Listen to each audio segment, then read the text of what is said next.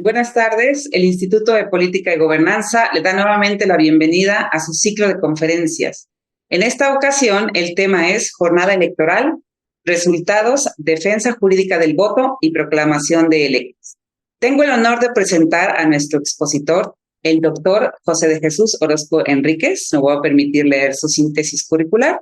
Él es doctor en Derecho con mención honorífica por la Universidad Nacional Autónoma de México y doctor honoris causa por la Universidad San Martín de Porres de Perú y por la Universidad Autónoma de Coahuila. Investigador del Instituto de Investigaciones Jurídicas y profesor de asignatura de Derechos Humanos de la Facultad de Derecho de la UNAM, así como investigador nacional nivel 3 del Sistema Nacional de Investigadores. Asimismo, fue miembro de la Junta de Gobierno de la propia UNAM, comisionado de la Comisión Interamericana de Derechos Humanos, de la cual fue presidente durante 2 periodos, así como magistrado de la primera integración de la Sala Superior del Tribunal Electoral del Poder Judicial de la Federación. No me resta más que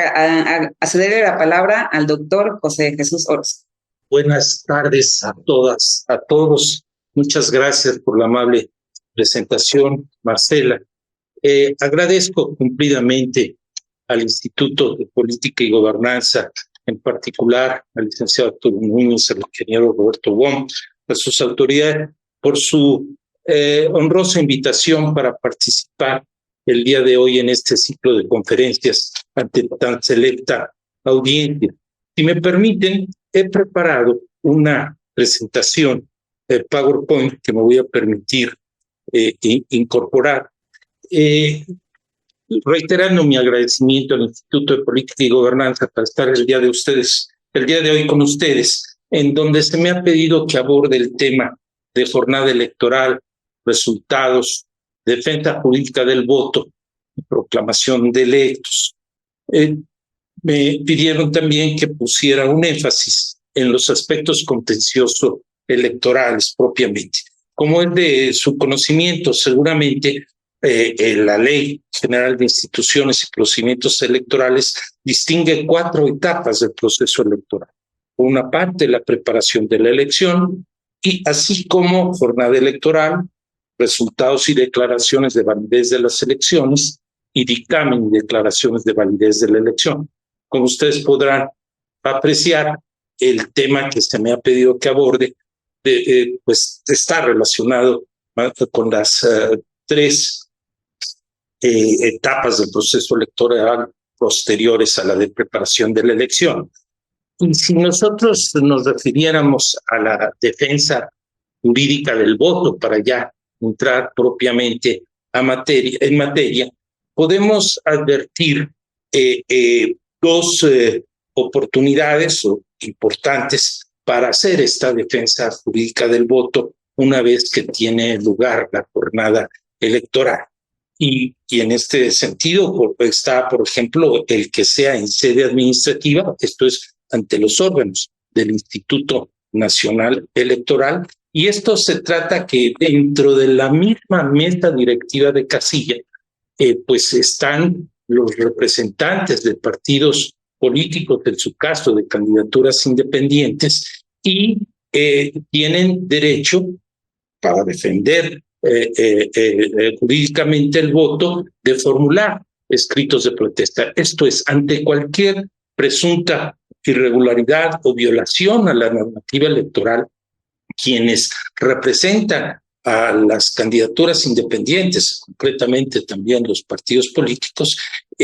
pueden formular escritos de protesta para hacer valer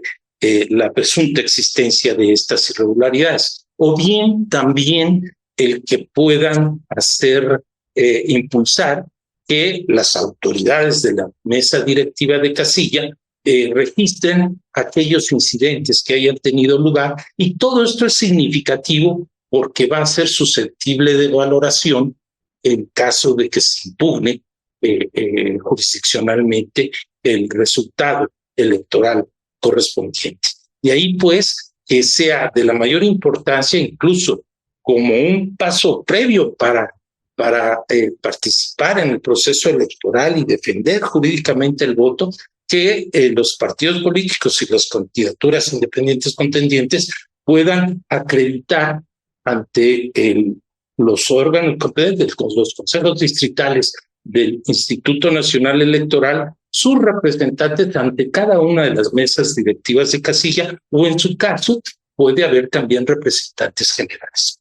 En fin, entonces es fundamental. Incluso también es central como estrategia de defensa jurídica del voto de cada participante en la lista electoral que puedan capacitar a sus respectivos representantes para que puedan hacer valer pues estas presuntas irregularidades que puedan ocurrir durante la recepción y escrutinio de los votos en las mesas directivas de casilla. Otra oportunidad que se tiene para defender jurídicamente el voto son en el marco de los cómputos distritales que tienen lugar claramente en las sesiones del Consejo Distrital del miércoles siguiente a la jornada electoral,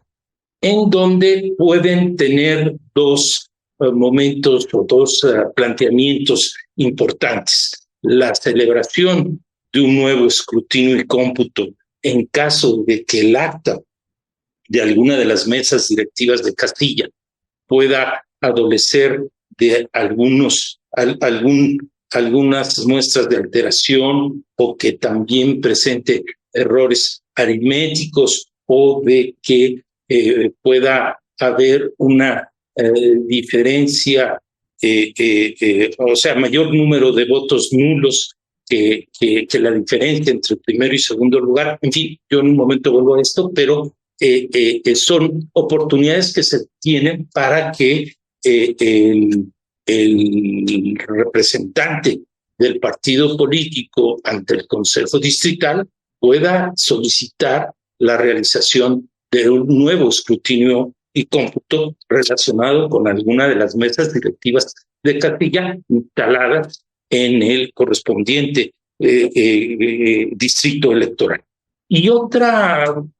posibilidad es, y que esto es a partir de una reforma de 2007, que haya un recuento general de la votación recibida en las casillas instaladas en el distrito electoral correspondiente. A esto vuelvo en un minuto, pero de momento tengo interés en hacer esta identificación de cómo se puede dar la defensa jurídica del voto, por un lado, en sede administrativa, como señalaba, las mesas directivas y los consejos en las mesas directivas de casilla y los consejos distritales, y por otra parte, en sede ya jurisdiccional, esto es, ante las salas competentes del Tribunal Electoral del Poder Judicial de la Federación. Cabe señalar que durante mi intervención, para el efecto de hacerla lo menos compleja posible, me voy a concentrar en las elecciones federales, y mutatis mutandi son también aplicables a las elecciones locales, quienes en términos muy generales también siguen la misma organización electoral y también los mecanismos de defensa jurídica del voto. Y decía entonces, además de la sede administrativa, está en la sede jurisdiccional, y que por lo que se refiere a la defensa jurisdiccional del voto, es precisamente a través del juicio de conformidad y el recurso de reconsideración. Esto es, los medios de impugnación previstos en de acuerdo con la Ley General del Sistema de Medios de Impugnación electoral, de impugnación en materia electoral, prevén estos dos tipos de juicio para que pueden hacer valer los partidos políticos, en su caso también las candidaturas independientes, contra los resultados electorales. Eso es ya todo lo posterior a la jornada electoral. Y ya no haré referencia alguna, no me corresponde a los medios de impugnación que se pueden presentar o durante el tiempo que transcurre entre dos procesos electorales, o una vez iniciado el proceso electoral durante la etapa de preparación de la elección. ¿Qué es? Como decía, Sí me gustaría destacar la reforma que tuvo lugar en 2007 en cuanto a la posibilidad de defensa jurídica del voto ante consejos distritales. Y decía, por una parte es las que puedan el representante de los partidos políticos ante los consejos distritales, cada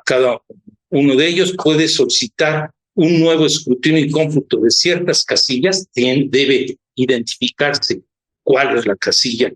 cuyo resultado se estaría cuestionando, en donde van a ser cuando las actas den muestras de alguna alteración, cuando haya errores evidentes en el llenado de las actas, también cuando haya más votos nulos que la diferencia entre primero y segundo lugar en la casilla correspondiente, o cuando todos los votos sean a favor de un candidato. Esto es casi lo que ya se contemplaba desde antes de 2006, este supuesto, o de acuerdo con la jurisprudencia del Tribunal Electoral, cuando se tenía derecho por parte de un partido político a solicitar un nuevo escrutinio y cómputo de la votación recibida en ciertas casillas. Pero, y esta es la innovación más importante a partir de ese año, en donde ya se puede solicitar el recuento general de los resultados de la votación recibida en todas y cada una de las casillas instaladas en el distrito electoral correspondiente, cuando la diferencia entre el primero y segundo lugar dentro del distrito es menor a 1%. Esto, como probablemente estén enterados, derivó de la situación que se presentó con motivo de la elección de 2006, que se caracterizó por tener resultados electorales sumamente cerrados, en menos del 50%, del 0,5%. De ahí, pues, las anteriores son los casos de defensa jurídica del voto ante sede administrativa, y como mencionaba, ahora hay también la diferencia, la posibilidad de una defensa jurisdiccional del voto ya ante instancias jurisdiccionales. Es muy importante, reitero, hacer valer la defensa jurídica del voto ante la autoridad administrativa, porque es la manera de poder en su oportunidad defender jurisdiccionalmente precisamente el voto o cuestionarlos. El juicio de inconformidad se puede presentar ante las salas del Tribunal Electoral cuando se trata de diputados y senadores, se presenta ante las salas regionales, y por lo que se refiere a la elección presidencial es directamente ante la sala superior del Tribunal Electoral. Y ahí se pueden combatir, cuestionar los resultados consignados en las actas de cómputo distrital por la nulidad de la votación recibida en una o varias casillas. O bien también se puede cuestionar los resultados consignados en las actas de cómputo distrital, pero por error aritmético. Incluso tratándose de diputados y senadores, lo que también se puede cuestionar es la entrega de la constancia de mayoría relativa a los correspondientes diputados en algún distrito o a los senadores en alguna entidad federativa. También podría combatirse ante las salas regionales la entrega de las constancias de asignación proporcional emitidas por el Consejo Federal. Pero además de estos supuestos a los que he hecho referencia, cabe que a través del juicio de inconformidad se solicite la nulidad de toda la elección, ya sea de diputados, de senadores, y a partir del 2007, de manera explícita, la nulidad de toda la elección presidencial. Y cabe señalar que las resoluciones, las sentencias que recaigan a estos juicios de inconformidad con relación a las elecciones de diputados y senadores por parte de las salas regionales, estas pueden ser impugnadas. Esas sentencias de las salas regionales en estos casos pueden ser impugnadas ante la sala superior del Tribunal Electoral del Poder Judicial de la Federación a través del recurso de reconsideración. En el caso de la elección presidencial, como decía, directamente conoce la sala superior, resuelve todos los juicios de inconformidad que en su caso se hayan presentado, y una vez que se agota esa parte estrictamente contenciosa, procede a la calificación de la elección presidencial. Es el caso, ¿verdad?, que la función del Tribunal Electoral del Poder Judicial de la Federación a través de sus salas se trata de impartir justicia electoral completa, efectiva, oportuna e integral a través del control efectivo de la regularidad de las elecciones, a través de los medios de impugnación a su alcance, garantizando que todos y cada uno de los actos de las autoridades electorales e incluso los definitivos de los partidos políticos se ajusten invariablemente a los principios de constitucionalidad,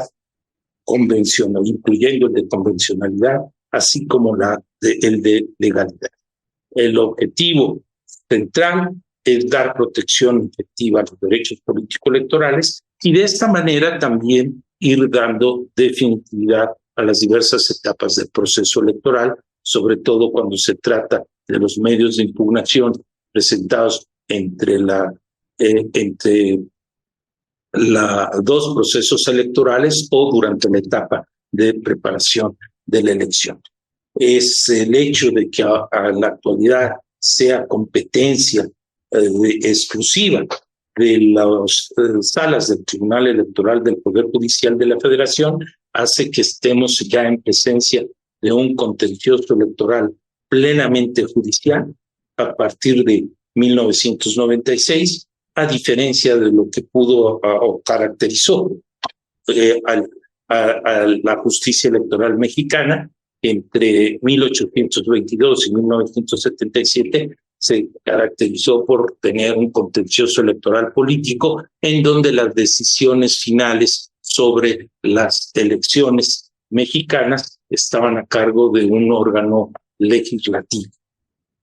y que generalmente se ajustaba y seguía criterios de carácter político, esto es de acuerdo con los principios de oportunidad y discrecionalidad, más que estrictamente jurídicos. Y esta etapa que después se dio a partir de 1977 y hasta antes de la reforma de 1996, que se caracterizó por un contencioso electoral mixto, en donde junto a estas atribuciones de los llamados colegios electorales dentro de los órganos legislativos, se daba cierta competencia o participación a la posibilidad de interponer medios propiamente jurisdiccionales, como fue el recurso de queja ante la Suprema Corte de Justicia de la Nación a partir de 1977, ante el Tribunal de lo Contencioso Electoral en 1986 o a partir de 1990 del Tribunal Federal Electoral. Pero es el caso, pues, de que un contencioso electoral plenamente judicial es a partir de 1996 con la competencia de las salas del Tribunal Electoral del Poder Judicial de la Federación. Profundicemos un poco en lo que puede ser las características del juicio de inconformidad. Tal como está legalmente previsto, los partidos políticos contendientes pueden tener dos posibles pretensiones distintas. Por una parte, puede solicitar que se modifiquen los resultados de los cómputos distritales y esto dé lugar eventualmente a un cambio de ganador. Esto es, el conjunto de juicios de inconformidad se van resolviendo uno a uno o de manera acumulada parcialmente por parte de la sala superior. Me voy a referir aquí a la elección presidencial. En este caso, una vez que se resuelve todos y cada uno de los juicios de inconformidad promovidos, se abre una sección de ejecución de todos los juicios de las sentencias recaídas a los juicios de inconformidad de manera acumulada y se hace un recuento y si en determinado momento da lugar a un cambio de ganador, pues también se precisa. ¿Cuáles son los supuestos que se pueden presentar para hacer esta modificación de los resultados? Por una parte, que como resultado de esos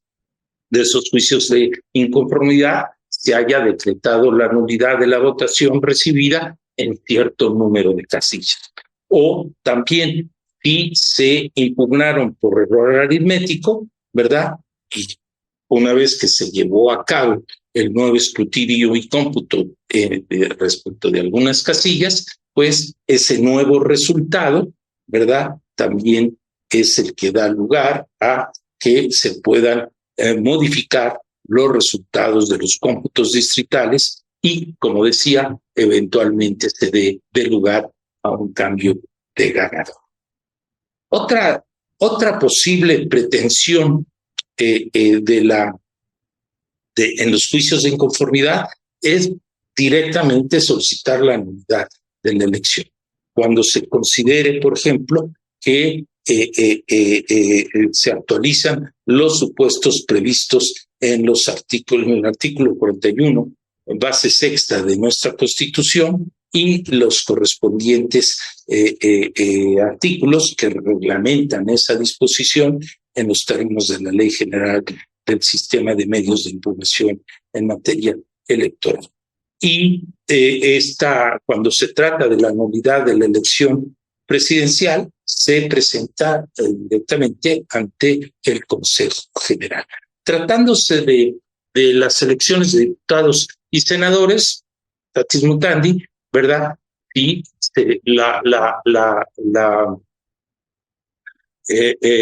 la impugnación, el juicio de inconformidad, se presenta ante el Consejo Distrital correspondiente por el cómputo distrital que se haya realizado con motivo de la elección de diputados respectiva, y también se cuestiona el cómputo y en su caso la entrega el otorgamiento de la constancia de mayoría relativa a determinado diputado y en su caso la declaración de validez de la elección cuando se solicita la nulidad de la elección. Y por otro lado, también si se trata de una elección de senadores, es particularmente de mayoría relativa, es contra el cómputo realizado por el Consejo Local correspondiente con relación al cómputo local relacionado con la elección de senador de entidad federativa, tratándose al principio de relativa. Si son lo que se impugnan son las constancias de asignación de representación proporcional, ya sea de diputados o de senadores, pues también lo que se combate es el acto que haya realizado el Consejo respectivo. La fecha límite para resolver, tratándose de las elecciones, de los medios de impugnación contra las elecciones de diputados y senadores, es el 3 de agosto, y tratándose de la elección presidencial, es el 31 de agosto. Como decía, o lo preciso ahora, tratándose de la elección presidencial, una vez que se agota precisamente la resolución de los juicios de inconformidad, es el caso que se hace la modificación de los resultados de los cómputos distritales de la elección presidencial, y si se concluye, una vez concluido esto, se pasa a la etapa de dictamen, ¿verdad? Salvo que estuviese decretado la nulidad de la elección, obviamente, pero si no, se pasa a la etapa de dictamen, en donde se analiza por parte de la Sala Superior, se califica propiamente la elección presidencial y se revisan, entre otros aspectos, que la persona candidata que hubiese obtenido el mayor número de votos satisfaga los requisitos de elegibilidad, y se otorga la constancia por parte de la Sala Superior, la constancia de presidente electo a la persona que satisfaga los requisitos de elegibilidad y haya obtenido el mayor número de votos. Ya concluyo antes de pasar a lo relativo al tema de nulidades sobre la posible nulidad de la elección, a esta atribución que se le dio a los consejos distritales sobre un recuento general de la votación recibida en todas y cada una de las casillas en el distrito correspondiente, y que precisamente esto ya lo había mencionado, cabe esta posibilidad cuando la diferencia entre el primer y segundo lugar sea inferior al 1%, atendiendo a los resultados preliminares emitidos por el INE al final de la jornada electoral, en cuyo caso el Consejo Distrital competente, el miércoles siguiente al de la elección, realizará dicho recuento, bastando para el efecto la petición de algún partido político en tal sentido, en el entendido que si hubiese alguna omisión por parte del Consejo Distrital en atender la solicitud del partido político, y si se hubiese acreditado que efectivamente procedía por haber una diferencia menor al 1% entre el primero y segundo lugar, esta omisión es susceptible de impugnación ante el Tribunal Electoral, quien resolvería lo que en derecho proceda. Si en determinado momento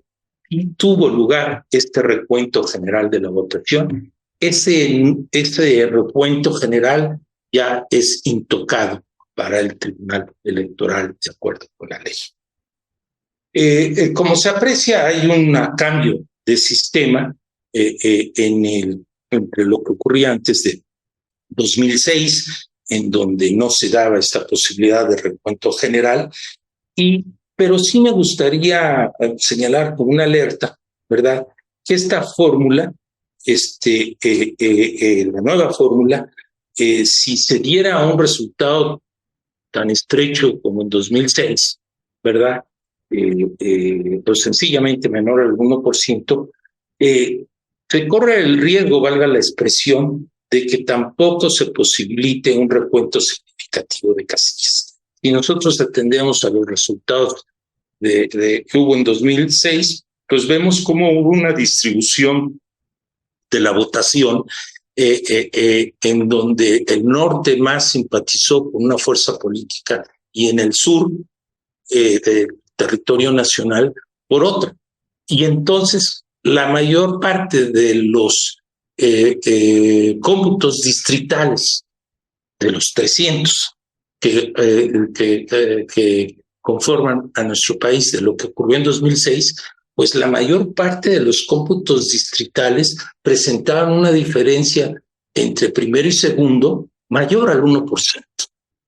¿verdad? Entonces hubo una distribución geográfica, política del voto, ¿verdad? Pero entonces tampoco el diseño actual podría acarrear o sería una, llamémosle, garantía o conduciría a que hubiese un recuento integral, ¿verdad?, de la votación recibida en todas y cada una de las casillas.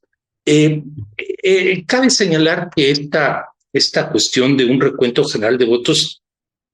varía entre los diversos países. Por ejemplo, países como Bolivia y Panamá, no es posible llevar a cabo un recuento general alguno porque se destruyen las boletas. O sea, lo que ya después forma parte del contencioso electoral jurisdiccional ante el respectivo tribunal electoral tiene lugar más con relación a las actas, ¿verdad? Sí, por lo que se refiere a un posible recuento, ¿verdad? O no recuento, perdón, porque no es posible, sino al resultado. Claro, hay posibilidad de anular el resultado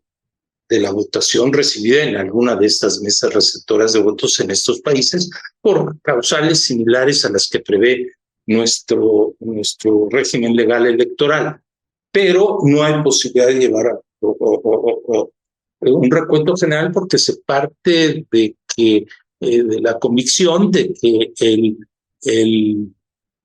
escrutinio de la votación a cargo de ciudadanos es un hecho irrepetible que debe quedar salvaguardado. Es un sistema en la actualidad más parecido a lo que ocurre en Estados Unidos, en donde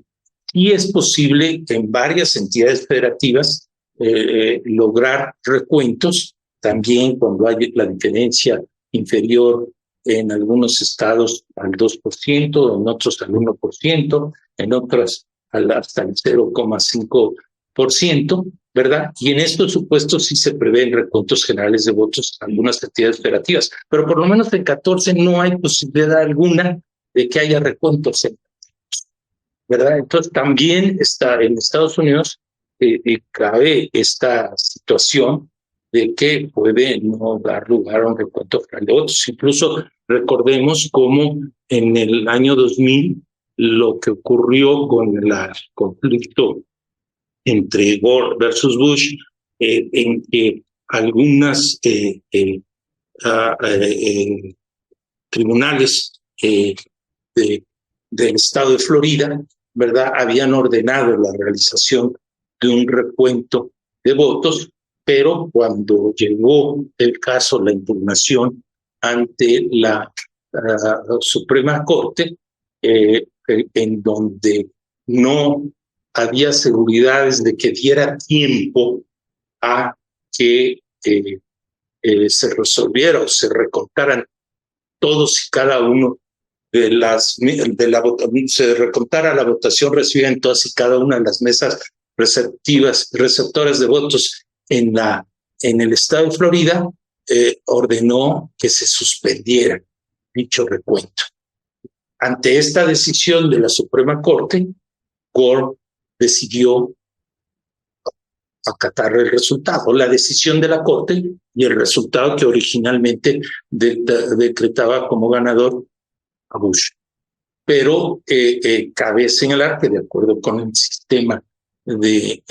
impugnación del sistema de justicia electoral en los Estados Unidos, cabía hipotéticamente la posibilidad de que Gore no hubiera aceptado la decisión de la Suprema Corte y hubiera planteado ante la Asamblea General, esto es, las dos cámaras reunidas, la Cámara de Representantes y la Cámara de Senadores, que es el órgano competente para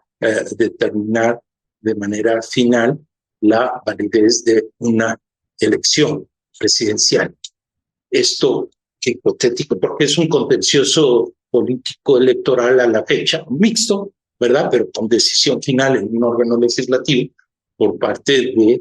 lo que ocurre en Estados Unidos. Situación que no ocurrió porque pues la cultura política en Estados Unidos ya implicaba una carga importante de dejar a que o sea, impugnar un resultado, una decisión de la Suprema Corte y lo que esto hubiera conllevado de desgaste, incluso con consecuencias financieras importantes en la bolsa, que para Estados Unidos es muy importante. Entonces, hubiera tenido diversas consecuencias. Esto no ha ocurrido, hubo siempre. Lo que pasa es que el sistema actual condujo a esta decisión de Gore, y que también hizo un cálculo de que aquí el ser un buen perdedor también tiene un beneficio, llamémosle, dentro de la cultura política, un beneficio político que puede ser adverso a cuestionar decisiones propiamente jurisdiccionales. Pero en fin, el caso es que Estados Unidos es un sistema que hoy por hoy más nos asemejamos, pero lo que existía en México antes de 2006 es un sistema más como el de España, que era también pues, una de nuestras fuentes y mucho de nuestro sistema de justicia electoral, incluso parcialmente de organización de las elecciones. Hay una influencia sin duda de nuestra tradición jurídica de lo que es en España, en donde los recuentos o los nuevos escrutinios sin cómputos solo son por razones legalmente previstas y solo en esos supuestos, que era lo que existía en México. Por ejemplo, habremos estado quizás habíamos tenido conocimiento que tan lejos como la semana pasada, el Tribunal Constitucional rechazó por unanimidad el recuento general de votos nulos que solicitaba el PSOE, pues no sostuvo el Tribunal Constitucional que no hay un derecho genérico para este efecto, sin razones concretas, sino solo para estarse a los supuestos previstos legalmente. Bien, pero, a ver, en 2006 decía, puede ser un escenario parecido, ¿verdad? Ante un escenario parecido o más, como lo decíamos, lo ocurría en España, en donde lo que ocurrió fue solo en los supuestos legales previstos se hizo recuento. Es el caso que el partido político quizás se desapareció, ¿verdad? ¿No? Qué bueno. El partido político, perdón, que la coalición por el bien de todos, cuando impugnó, pues no optó por, no combatió todos y cada uno de los puntos distritales, ¿verdad? Espero que me puedan seguir sin tener a la vista mi presentación, pero en fin, no me voy a referir obviamente a la elección de 2006, pero si tuvieran algún comentario se imaginarán que tengo la información relevante si alguien pretendiera alguna ampliación o distinguir sobre lo que ocurrió allí, pero lo significativo pues es que no necesariamente en el tema actual o sea, el marco jurídico en vigor contribuiría a un recuento general de la votación residida en todas y cada una de las casillas del país. Aquí, ante un escenario así, si acaso se solicitara a la Sala Superior del Tribunal Electoral un recuento general integral, habría dos posibilidades. Por un lado, que obviamente y que es el más estrictamente apegado al texto del marco legal en vigor, es ordenar en aquellas casillas que hubiese muestras de alteración, los errores evidentes, más votos nulos por la diferencia entre primero y segundo, todos los votos a favor de un candidato. En estos supuestos sí proceder a un nuevo escrutinio de cómputo y los demás, pues no. Sí, una posibilidad, pero que debiera ser debidamente ponderada, porque no atendería al texto, ¿verdad? Es por parte de la Sala Superior, pensaría ponderar si cabría interpretar que sí pudiera proceder el recuento general de la votación si si tal y como está previsto el texto, hay una diferencia de 1% entre primero y segundo en el distrito correspondiente, por mayoría de razón pudiera proceder el recuento cuando esa diferencia se diera a nivel nacional. Tiene es algo que se debe ponderar debidamente, no doy ideas, pero sin duda es algo de lo que eventualmente se tendría que hacer cargo la sala superior si tuviera una pretensión en ese sentido. El caso, y ya déjenme referir rápidamente a las cuestiones de la nulidad de la elección. Cabe señalar en términos de la elección presidencial de 2007, procede la nulidad de la elección presidencial cuando se acredite que algunas de las causas de nulidad de la votación recibida procede, de acuerdo con lo previsto en el artículo 76, que regula las causas de nulidad de la votación recibida en alguna casilla, cuando ésta tenga lugar por lo menos en el 25% de las casillas. Asimismo, otro supuesto es cuando no se instale el 25% o más de las casillas en el territorio nacional, o cuando el candidato ganador de la elección resulte inelegible.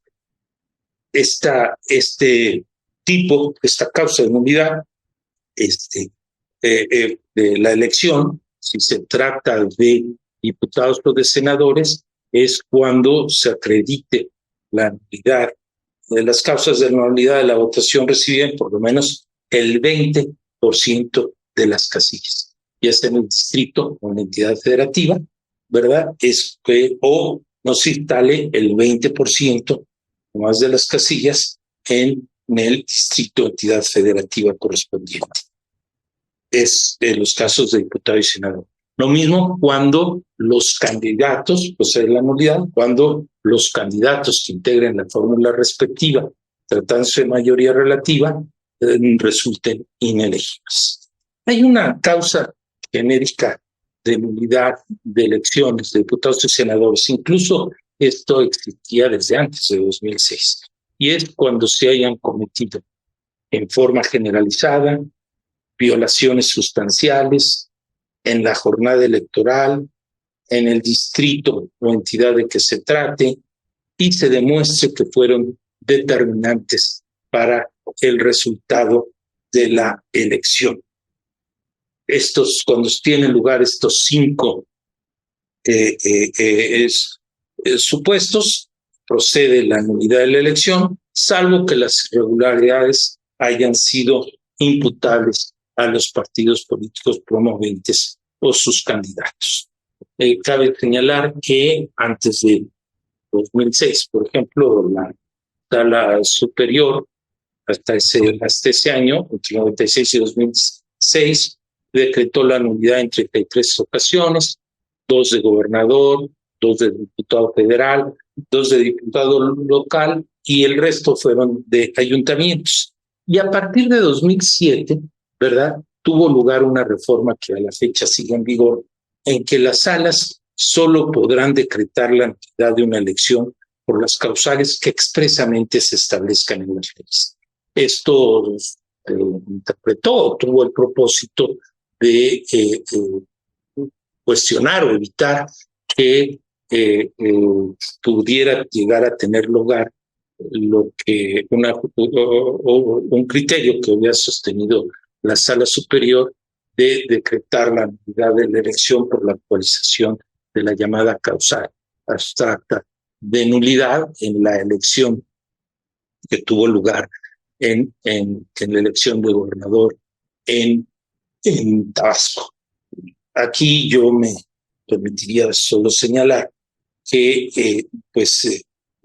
de acuerdo con un texto legislativo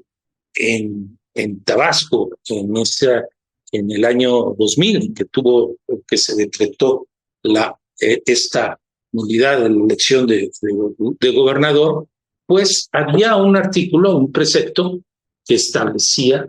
que entre las determinaciones que podía tomar el Tribunal Electoral de Tabasco estaba la de revocar las constancias que hubiera otorgado el Consejo General,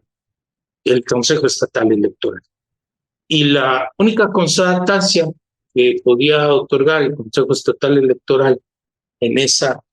época eran precisamente las de gobernador. Ese fue un asidero que tuvo en cuenta, entre otros, la Sala Superior para que por mayoría llegara a la conclusión de que sí había la atribución para decretar eventualmente la nulidad de una elección, que lo que estaba en determinado momento no explícitamente previsto, o por lo menos en un solo precepto, era en qué casos. Y llegó a la conclusión que sí, que también estaba previsto en la Constitución Federal, en la Constitución local y en algunos preceptos legales, una serie de principios que conducían a que si se violaban estos principios, entonces era que se actualizaba, que no se podía decretar la validez de la elección y en consecuencia se podía decretar la nulidad de la elección. En fin, a lo que yo voy es que aún con este precepto, desde de la reforma de 2007 y la reforma del artículo 99, pues respetuosamente yo también seguiría en mi misma posición, porque formé parte de esa mayoría que decretó la nulidad de la elección en Tabasco. Un aspecto, ya concluyo porque también, pero que sí es relevante, es que algunas de las críticas que también se dirigieron a la Sala Superior con su decisión fue que ponía en entredicho el principio de definitividad de las etapas del proceso electoral, porque sostuvo algunas de las irregularidades que identificó la Sala Superior que habían tenido lugar en Tabasco, habían sido realizadas varios días antes a la jornada electoral y que en consecuencia pues no se había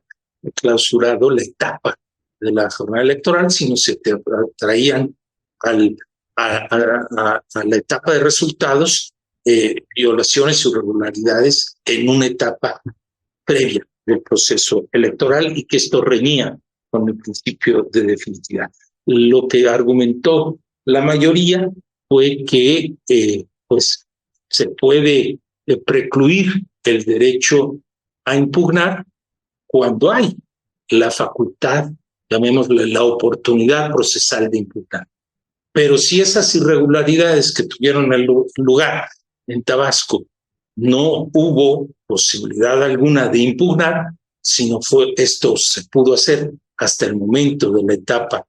de resultados, pues era oportuno y no había precluido el derecho de los partidos políticos que impugnaron esa elección. En fin, este último aspecto que menciono también fue jurisprudencialmente también acotado ya por la Sala Superior, toda vez que también ya planteó la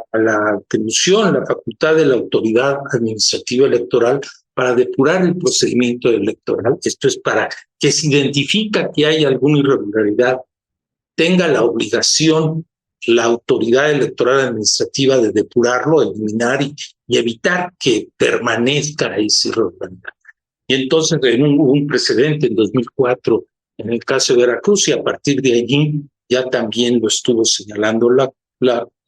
Sala Superior y esto evitaba pues de que avanzara o se cuestionara. Era una manera de armonizar el principio de definitividad de las etapas del proceso electoral con el derecho de acceder a una justicia electoral completa y efectiva. Cabe señalar que la única ocasión en que la Sala Superior decretó la nulidad de una elección con base en la causal abstracta fue el caso en Tabasco. Todas las demás ocasiones que llegó a decretar la nulidad de la elección fue en otra causal. Por ejemplo, hubo en el caso de la elección de gobernador de Colima, fue porque se actualizó una causa específica de nulidad de la elección prevista en la Constitución de Colima, que hacía referencia a la intervención indebida del gobernador de la entidad en determinada elección. O bien algunas otras que cuando se le llegaba a solicitar la nulidad de elección con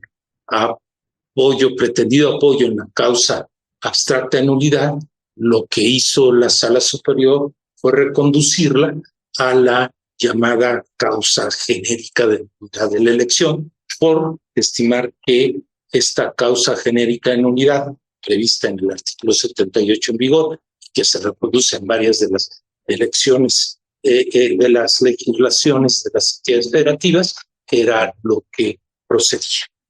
Voy a concluir con una referencia a lo que establece la base sexta del artículo 41 constitucional, que prevé la nulidad de elecciones federales y locales por violaciones graves, dolosas y determinantes.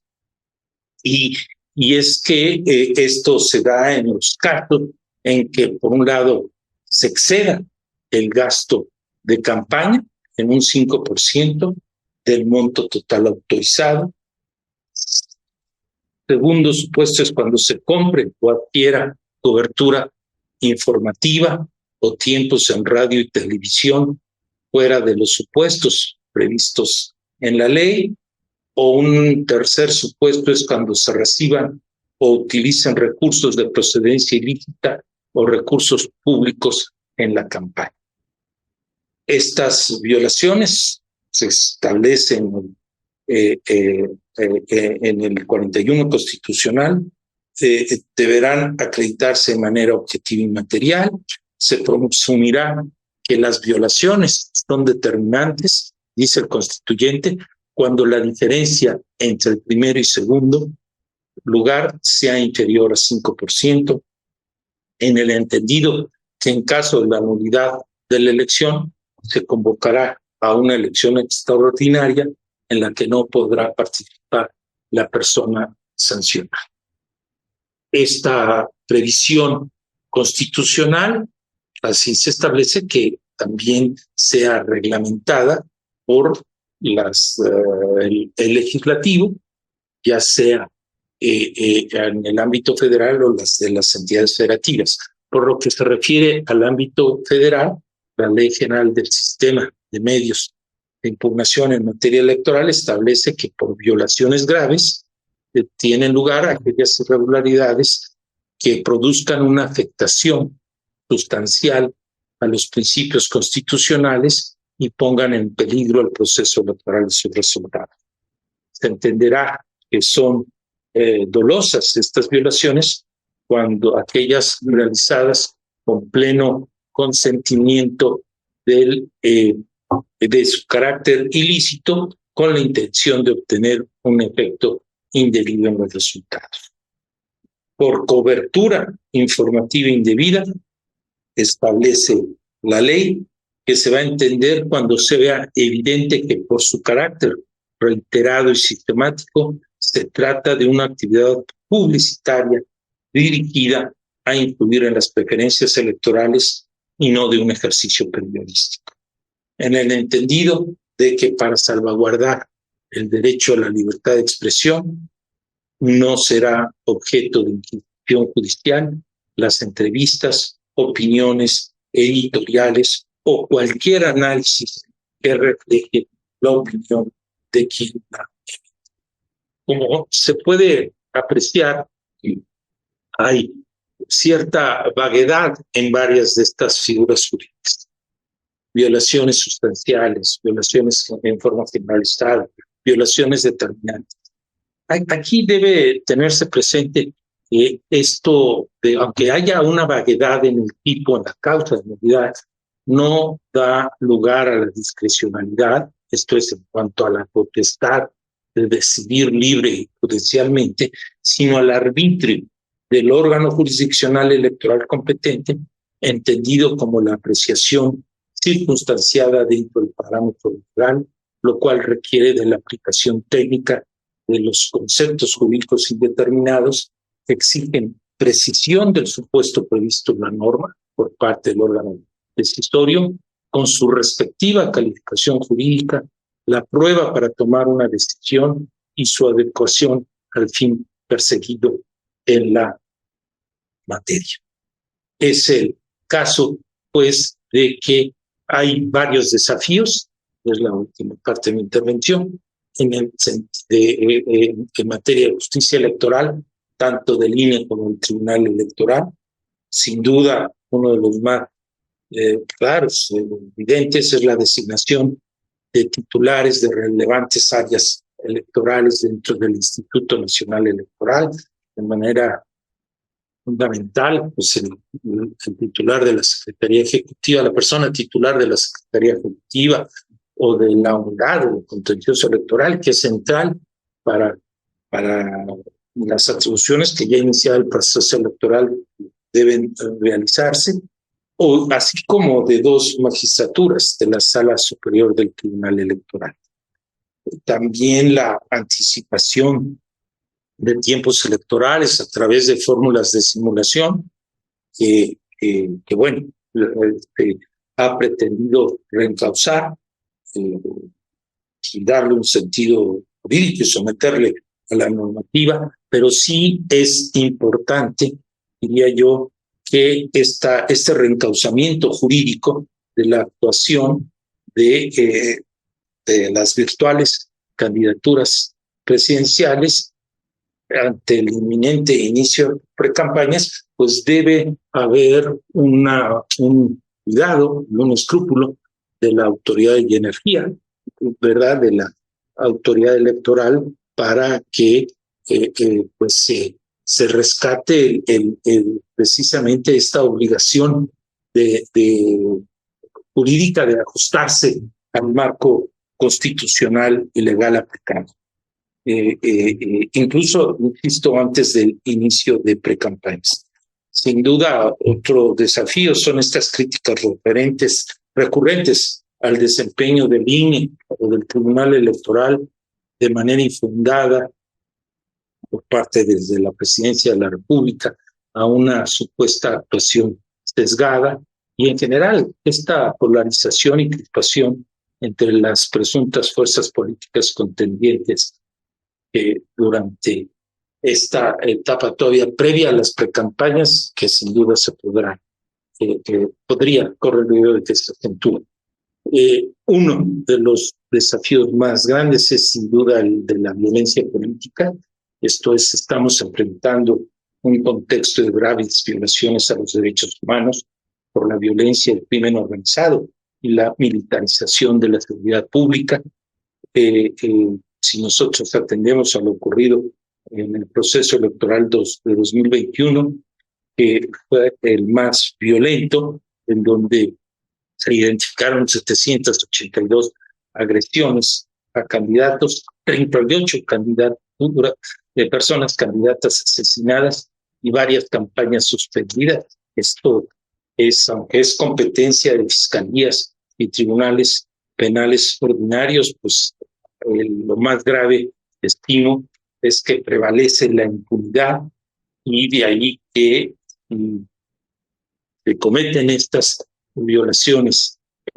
y no pasa nada, no tiene consecuencias jurídicas, pues se corre el riesgo de que se repliquen y sea una invitación a delinquir, valga la expresión. De ahí que las fiscalías y los tribunales penales, sobre todo las fiscalías, en un primer estimo que deben llevar una campaña efectiva de priorización de la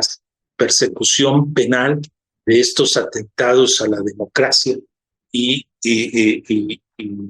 además de salvaguardar los derechos de las víctimas de estas violaciones a sus derechos humanos. Pero todo esto puede conducir a una demanda de nulidad de alguna elección, en los términos del 41, fracción base sexta a los que hace referencia, o igualmente también otro desafío es esta indebida intromisión que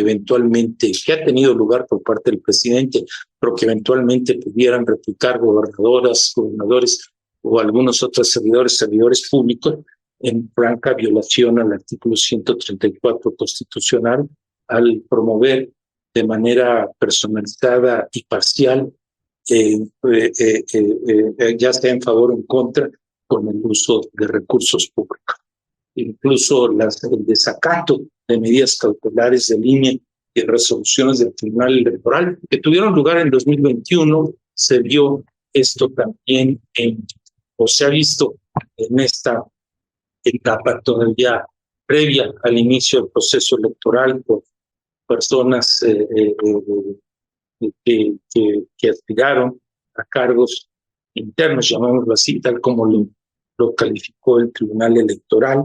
de las llamadas coordinadoras para la formación de un frente, pero que o bien en favor del partido político en el gobierno, y que pues sin duda este desacato y su eventual réplica puede dar lugar también a demandas de nulidad de alguna elección. Así pues que ante estos riesgos que deben ser superados por las autoridades electorales, no obstante todos estos, debo expresar mi convicción de que se cuenta con un diseño normativo e institucional adecuado, aunque costoso y algunas falencias, para garantizar la celebración de elecciones libres, auténticas y periódicas, ajustadas a la Constitución, la ley y los estándares internacionales. Yo creo que una de las fortalezas de nuestro régimen electoral, sin duda, es la fortaleza institucional que se han mostrado, pero que deben recurrentemente acreditar las autoridades electorales en favor de que se consolide la transición democrática y pacífica entre un sistema de partido político hegemónico a uno más plural y competitivo, bajo condiciones equitativas en que, como se ha acreditado, cualquiera de los contendientes puede ganar, con instituciones electorales independientes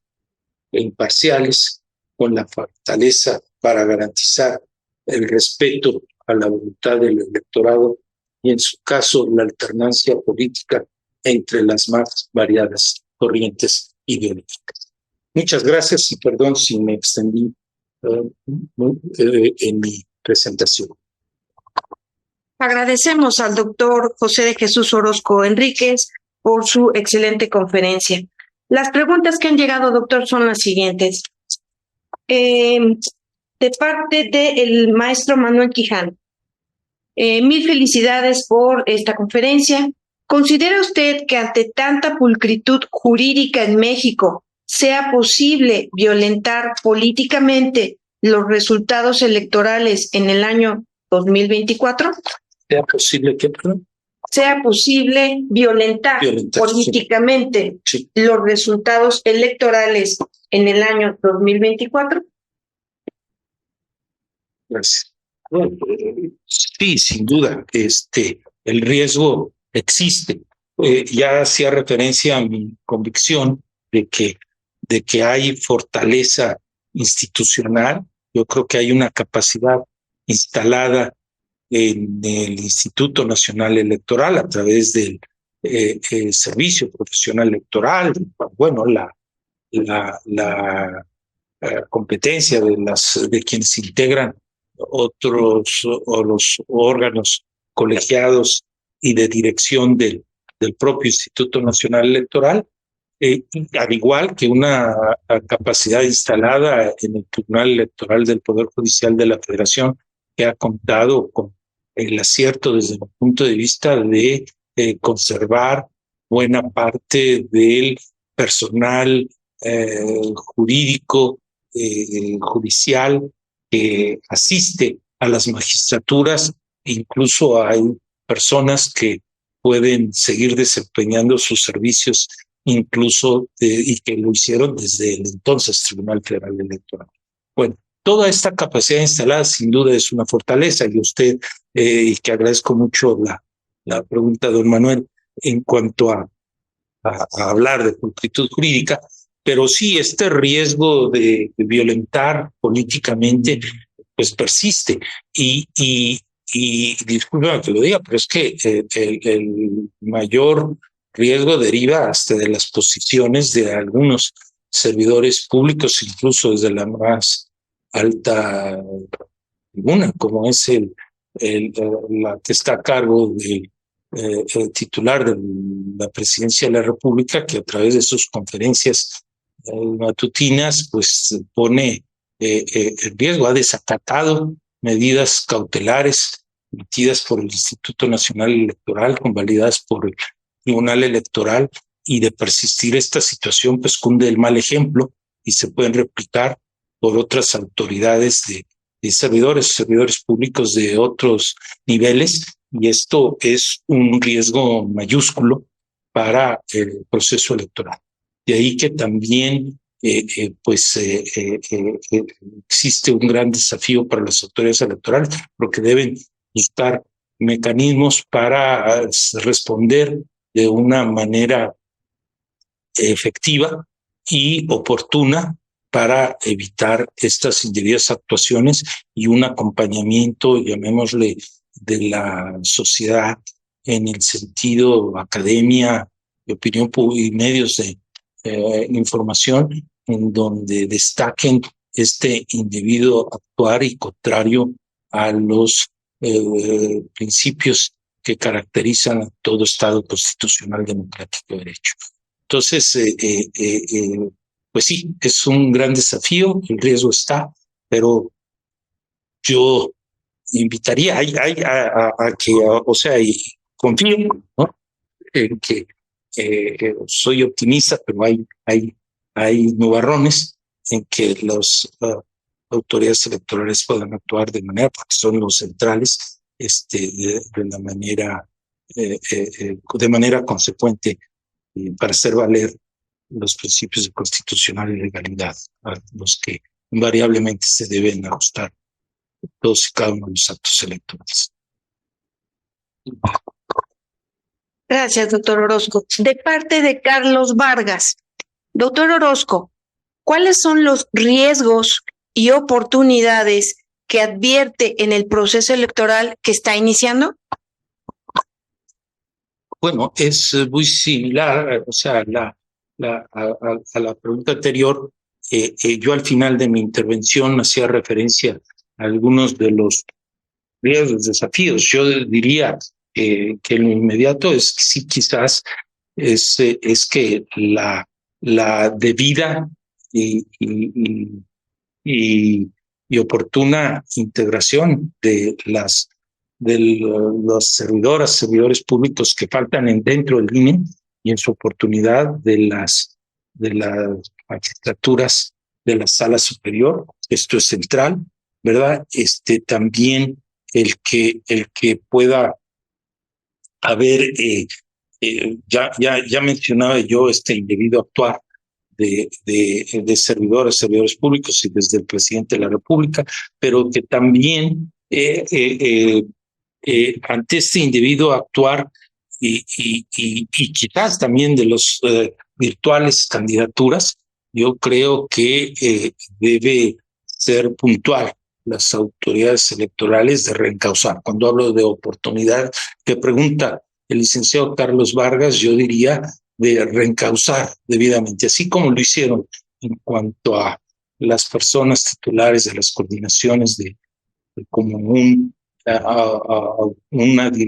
parte de la dirigencia partidaria, ¿no?, de del partido en el gobierno y del frente que se configuró, también yo diría que debe haber pues sería deseable una mayor claridad en cuanto a la regulación de lo que, aunque está ya previsto desde la ley, el marco constitucional legal en vigor, pero que sea puntual, que si se trata de un reencauzamiento, que entre lo que se puede y no hacer, o sea, entre lo que se debe y no se puede hacer por parte de la autoridad electoral. Sería deseable para que, y también actuar con energía y eficacia para que nos ajustemos, o sea, no puede que no dé lugar a que la única regla es que no hay reglas, por el contrario, hay reglas, hay normas y las personas contendientes o participantes en el proceso electoral y toda persona servidora pública debe ajustar y respetar el marco constitucional y legal. Ya lo de otras oportunidades, pues mencionaba, aunque ya es inminente, ya estamos en el proceso electoral, pero sí sería ideal que dentro de las fiscalías, o por lo que se refiere a la violencia política, se anuncie y se establezca que se priorizará todo atentado contra alguna candidatura por ser un ataque severo a la democracia en nuestro país. Y eso debe establecerse y procurar dar resultados de las investigaciones que ya hubieran tenido lugar por la violencia política que tuvo lugar en 21. Si se dan resultados, se ofrece y se establece que se priorizarán este tipo de investigaciones, yo creo que sería la manera más efectiva de evitar que se repliquen este tipo de conductas. En fin. Gracias, Carlos Vargas, por la pregunta. Gracias, doctor Orozco. De Wilfrido Piliado. Felicito al doctor José de Jesús por su magistral conferencia. En caso de que la Fiscalía especializada en delitos electorales no garantice la confianza en el proceso electoral para el 2024 y por el contrario, obstaculice o actúe de manera parcial en el desarrollo de las investigaciones sobre delitos electorales, ¿cuáles serían las consecuencias en los resultados electorales y qué alternativas o instancias jurisdiccionales serían las más procedentes para la defensa jurídica del voto? Sí, muchas gracias. A ver, yo hace un momento aludía a la violencia política, que llamémosle esto, es competencia del fuero común, ¿verdad? Entonces, no es de la Fiscalía. Entonces, por una parte está el actuar, tanto en su caso, la Fiscalía General de la República, pero también de las fiscalías de los estados, dependiendo de cuáles hayan sido las candidaturas que se hayan visto afectadas por la comisión de delitos del orden común. Y ya respondiendo a la pregunta de un indebido, insuficiente actuar de la Fiscalía para la atención de los delitos electorales, yo diría, bueno, con independencia que las determinaciones de no ejercicio de la acción penal en determinado momento podrían ser susceptibles de ser impugnadas jurisdiccionalmente, también yo diría que hay que tener presente que aun cuando no tuviese efectos con relación a las personas presuntas delincuentes en materia electoral y tenga como consecuencia la eventual privación de su libertad si fueran responsables, de todos modos también ser puntual que en el sentido de que las irregularidades que existan pueden tener efectos jurídicos con relación a los resultados electorales eventualmente. Esto es, las autoridades electorales o eventualmente el Tribunal Electoral puede llegar a la conclusión de que un indebido actuar, una irregularidad puede impactar y dar lugar a otro tipo de sanciones, incluso si es durante la etapa de preparación de la elección, que dé lugar a sanciones administrativas, estar atenta incluso las autoridades del Instituto Nacional Electoral de imponer tales sanciones administrativas y el Tribunal Electoral en su caso de convalidarlas. O bien incluso ya en la etapa de resultados electorales, con los que me he estado refiriendo, podrían eventualmente tener consecuencias la comisión de delitos que la mayor parte de ellos pues se traducen en un llamémosle una violación ideal, en el sentido de que no da lugar nada más a la tipificación de delitos, sino también a la actualización de infracciones administrativas. Gracias, doctor Orozco. De parte del doctor Morelos Canseco, felicito al distinguido doctor Jesús Orozco por su conferencia, a quien saludo con gran afecto. La precisión de sus palabras acredita su experiencia indudable. Quiero hacerle una consideración y 2 preguntas. En el presente proceso electoral federal, el bloque oficial por delante y el bloque del Frente Amplio en seguimiento han desbordado el orden jurídico y tanto el INE como el Tribunal Electoral optaron por convalidar lo que ocurría en los hechos, construyéndose, en mi opinión, un enorme escenario de simulación. Así las cosas, el riesgo del apartamiento del cauce legal es real. Al efecto, la primera pregunta: ¿cuál es el curso que sería deseable para las autoridades, los actores políticos y la ciudadanía para minorar la incertidumbre de estar al margen de la ley? Sí, muchas gracias al doctor Morelos Canseco por su pregunta. Un saludo, querido Morelos, con mi admiración de siempre. Sí, efectivamente coincido de que uno de los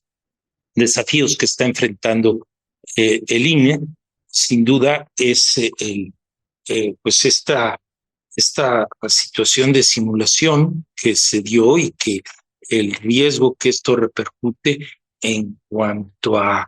la credibilidad de las propias autoridades electorales o de la certidumbre en cuanto al marco constitucional y legal que nos rige y su eficacia.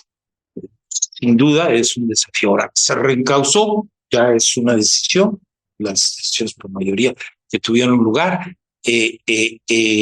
pero sí creo debe ser puntual, deben ser puntuales las autoridades electorales, tanto tribunal como INE, en el sentido de que cualquier violación por parte de las virtuales candidatas presidenciales hasta el momento de un indebido actuar se debe proceder en los términos previstos en la normativa para o por un lado incluso que pudiera eventualmente el INE, esto son reflexiones respetuoso, pero ponderar el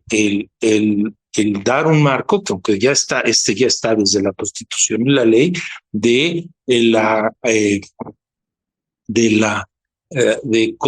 lo que está permitido, así sea, insisto, duplicatorio, pero ser puntuales en cuanto a lo que está permitido y lo que no, con el objeto de rescatar la certidumbre en cuanto a las reglas y la conformación, la firme voluntad de las autoridades electorales de hacerlas prevalecer y aplicar las consecuencias previstas legalmente en caso de inobservancia, como pueden ser las sanciones en este momento administrativas a que diera lugar, o en el marco de que haya lugar en las precampañas y en su caso, en su oportunidad, el eventual registro de candidaturas, y ser puntuales en que pueden estar poniendo en riesgo cualquier inobservancia de la normativa electoral, el registro correspondiente. Esto debe, estimo, deben ser puntuales las autoridades electorales en establecerlo, para que también la ciudadanía pueda seguir confiando en el marco normativo y en las autoridades electorales. Gracias, doctor. Y la segunda pregunta. ¿No es la situación imperante que el doctor Valadez ha explicado como una mutación legal para atemperar el señalamiento de que estamos en la ilegalidad, la evidencia de que la voluntad de colocar corsetes y limitaciones a la actividad política es derrotada por la libertad de la ciudadanía?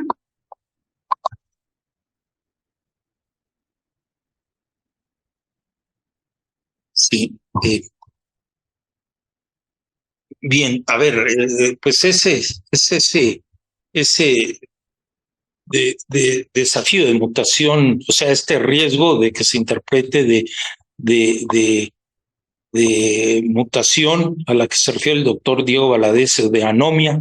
ahora electoral, supuestamente en el sentido de que, bueno, aunque donde están las reglas, el hecho de que no tengan eficacia, efectivamente, o sea, es cierto que se corre este riesgo, ¿verdad? Y de ahí que se reclame un actuar oportuno, puntual, firme por parte de la autoridad electoral, en donde se evidencie el compromiso con el marco constitucional legal y la firme voluntad de hacerlo prevalecer. Gracias, doctor. De Arturo Núñez, presidente del Instituto de Política y Gobernanza. Felicitación al doctor Jesús Orozco por su brillante exposición. Conforme al principio de definitividad de los actos y etapas del proceso electoral,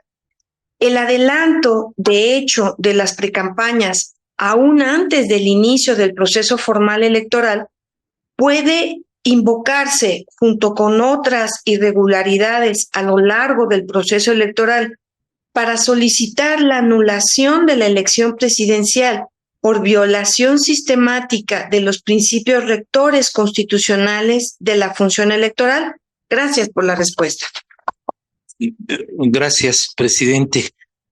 Arturo Núñez, y con mi afecto y admiración de siempre. Sí, a ver, es claro que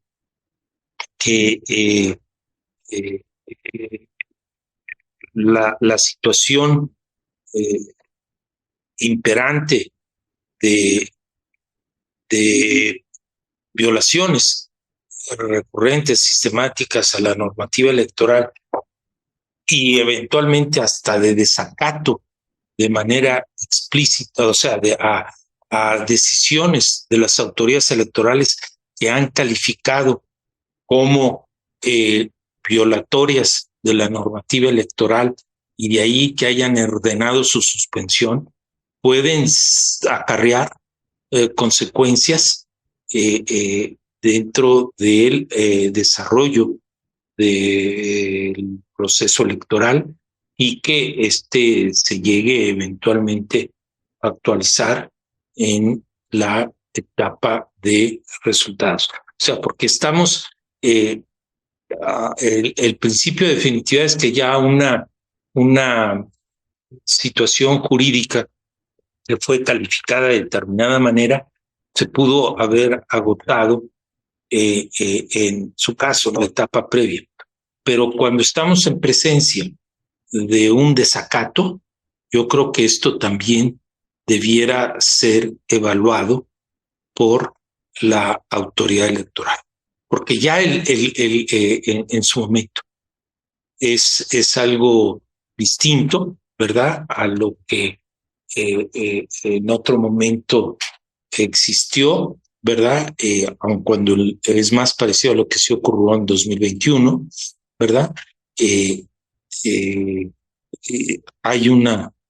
normativa incluso distinta a lo que ocurrió en 2006 y que en donde se llegó a calificar ante un planteamiento de solicitud de nulidad de la elección por un indebido actuar del Ejecutivo, el Tribunal Electoral en esa, la Sala Superior en ese momento, si bien no había un tipo explícito en la ley de causa de nulidad de la elección, ni un artículo 134 constitucional, de todos modos, la Sala Superior, al emitir el dictamen, consideró que si tenía atribuciones para para declarar la validez de una elección y otorgar la declaración de presidente electo a quien hubiera obtenido el mayor número de votos, asumió que también tenía atribuciones para eventualmente declarar declarar inválida una elección. Entonces, y en ese sentido hizo un análisis de todas y cada una de los argumentos hechos valer en su momento por la Coalición por el Bien de Todos, y recuerdo que una de los alegatos era la emisión de 4 spots en donde el Ejecutivo Federal sostenía de que si seguimos por el mismo camino, México será mejor. Y esto se anuló, perdón, no se anuló. Sí, esto se calificó, se ponderó jurídicamente y tomó en cuenta, sin embargo, que si bien lo calificó la Sala Superior como una irregularidad y un actuar indebido del Ejecutivo Federal, llegó a la conclusión de que no era determinante para el resultado de la elección, que para declarar inválida una elección era indispensable, entre otras razones porque estos spots, que fueron los que hizo valer la Coalición por el Bien de Todos, se dejaron de transmitir 40 días antes de la elección.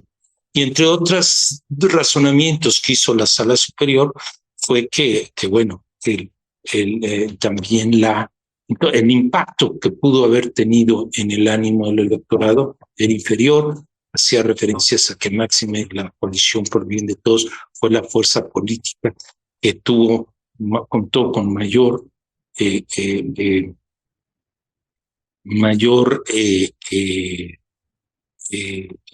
financiamiento público directo, con mayor acceso vía prerrogativas a la radio y la televisión, y que también había tenido un mayor número de tiempo en radio y TV. Fueron algunas de las consideraciones que hizo la Sala Superior. Ella hizo incluso, recuerdo la referencia de que en el momento en que se transmitieron los spots y había encuestas sobre el particular, el sondeo era siempre de una mayor, en ese momento, cuando se llegaron a transmitir esos spots, estaba mucho más arriba el candidato impugnador, y que por otro lado, insisto, 40 días antes se habían dejado de transmitir. Ese, en opinión de la unanimidad de la Sala Superior, fue un elemento importante para no llegar a una conclusión de nulidad de la elección o de invalidez de la elección. Pero ahora, volviendo a la pregunta que formula nuestro presidente, Arturo Núñez, sí es claro que, o sea, estimaría que ya una calificación así haya sido, o sea, en estas etapas previas, pero donde una calificación jurídica, pero que además, lejos de corregirse, porque si hay una irregularidad y se corrige, se acata, yo creo que ya, si se tuvo sus consecuencias jurídicas, se valoraron, se sancionaron, etcétera, ya no tendría un impacto de acuerdo con el principio de definitividad en la etapa de resultados electorales. Pero cuando, lejos de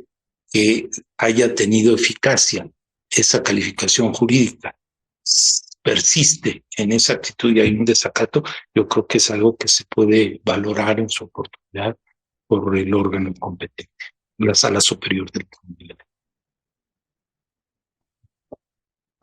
Gracias. Gracias, doctor Orozco. De Morelos Canseco, muchas gracias, querido Jesús. Te reitero mi felicitación por tu conferencia y por tus respuestas a todas las inquietudes presentadas. Del doctor Jaime Hugo Talancón. Maestro Orozco, su intervención fue magnífica e interesante, muy redonda y puntillosa. Las campañas que no son campañas, los candidatos que no son candidatos, adelantando los tiempos fuera de la ley, tanto del partido en el gobierno como de la oposición, ¿podrían llevar a promocionar la nulidad? Sí, gracias, Jaime, muy amable. Bueno, la posibilidad existe, ¿verdad? Será algo que deberán valorar las fuerzas políticas que se entienden afectadas y será algo, como comentaba, que deberá valorar la Sala Superior en cuanto al impacto que la manera de armonizar el principio de definitividad de las etapas electorales por lo que va a valer. Si de persistir esta situación, lo que hemos visto, deben actuar, incluso ya no solo desde la persona titular de la presidencia, sino también de otras áreas de servidores públicos, estos sí son también atentados, así como decía el atentado del crimen organizado a la democracia por la violencia política que llega a ejercer, pues también pueden ser las propias personas servidoras públicas, independientemente de su nivel, y que más cuando tienen un nivel prominente en el gobierno, pues pueden afectar severamente a nuestra democracia y régimen electoral, y lo pueden hacer valer las fuerzas políticas que se estimen afectadas de sí. Y digo, a ver, hay incluso, y por esto en los términos del artículo 41, base sexta constitucional, no puntualiza, y es también algo que hay que tener en cuenta, el momento en que se comete la violación, ¿verdad? Mientras que el artículo 78 de la Ley General de Medios de Comunicación en materia electoral, la llamada causa genérica, sí alude a jornada electoral, el 41, fracción sexta, no lo restringe temporalmente, ¿verdad? Entonces sí es algo que también debe ser ponderado y ha sido base. A ver, la Sala Superior ha decretado nulidades de elección recientes, ya aplicando esta normativa, por ejemplo, por violencia política en razón de género, ¿verdad? E incluso pongamos por Vargas, me viene Tritlico, Estado de México, por ejemplo, una de las elecciones que fueron anuladas por haber habido bardas en donde se ejercía pintura de bardas pintadas donde se ejercía violencia política en razón de género. Llegó a esa conclusión y no obstante que no se identificaba la persona autora de esas pintas, el hecho de que no se hubiera deslindado los partidos políticos contendientes de acuerdo con una jurisprudencia electoral de la Sala Superior que data desde el año 2010, en el sentido de que la corresponsabilidad de los partidos políticos en el desarrollo del proceso electoral, y cuando no hay un deslinde y se le beneficia, de determinada irregularidad puede tener consecuencias para ese partido político, esa fuerza política, de resultar ganador en la elección, ¿verdad? Entonces hay precedentes, hay situaciones que creo que deben ser tenidas en cuenta y que pues ponen en riesgo, ¿no? Lo lamentable es que esto se dé ya no solo por las fuerzas políticas directamente contendientes, sino desde las autoridades que están obligadas a servidores, personas, servidores públicas, autoridades no electorales, pero que están obligadas y han protestado guardar y hacer guardar la Constitución y las leyes.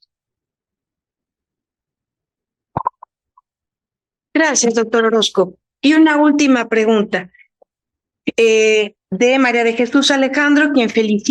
lo felicita por su conferencia de esta tarde. Ante alguno de los actos adelantados de campaña, ¿se podría recurrir a una revisión administrativa o a un juicio electoral? Gracias. Bueno, hay por una parte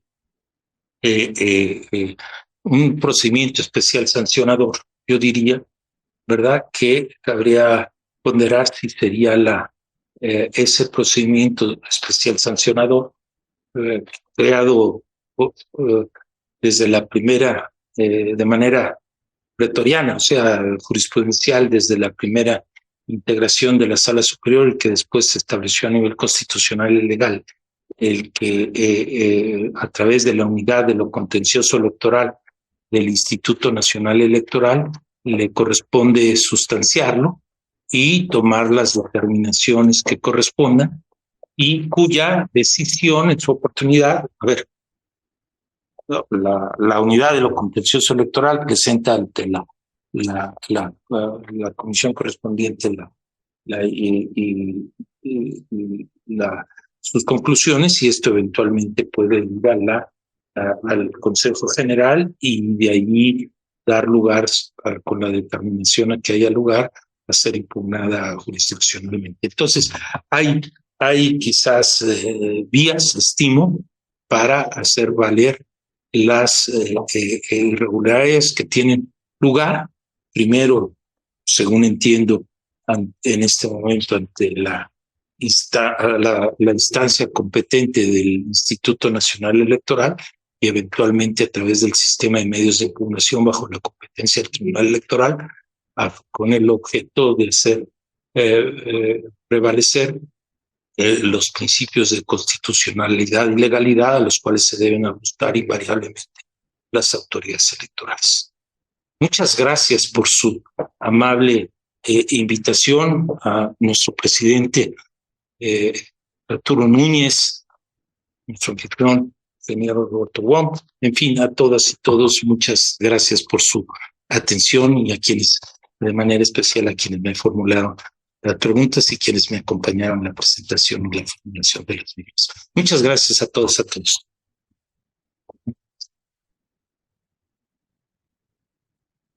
Gracias, doctor Orozco, a usted por la gentileza de dar respuesta a todas las preguntas. Y cedo la palabra a Marcela del Olmo.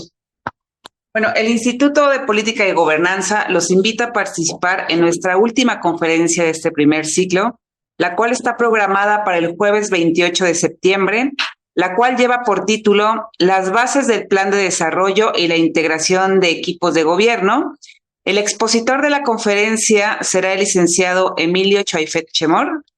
Antes de concluir con esta sesión, el instituto los invita a estar pendientes de su página web, la cual es www.institutodepoliticaygobernanza.mx, así como de sus redes sociales como Facebook, LinkedIn y X, antes Twitter, ya que a partir del mes de octubre iniciaremos con un nuevo ciclo de conferencias de gran interés para todos ustedes. Muchas gracias y buenas noches.